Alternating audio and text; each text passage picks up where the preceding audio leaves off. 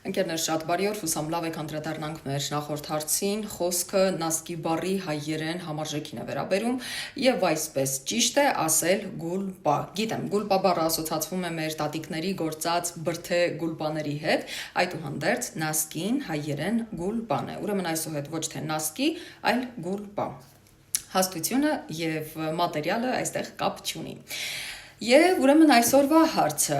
գիտրի բառի հայերեն համարժեքն ասեք։ Խոսենք նաև հայի բառարանի մասին, որի գովազդից բողոքում եք անընդհատ, այդուհանդերձ խոսենք հայի բառարանի մասին, որն ինչպես գիտեք վաճառվում է հատկապես բուկինիստում, ամսի 7-ին 30% զեղ չլինելու բուկինիստում, խնդրում եմ գնացեք մասնաճյուղեր, եթե ուզում եք գիրքը ձեռք բերել, սա մեծ հնարավորություն է ձեզ համար, իսկ եթե գիրքը ունեք, շատ լավ, նկարեք շապիկը, տեղադրեք սթորիների, այսինքն պատմությունների բաժնում, վրան նշեք վանդականիշ հայի բառարան հացի նման եւ իմեջերը, ես անպայման կկիսվեմ, այսքանը։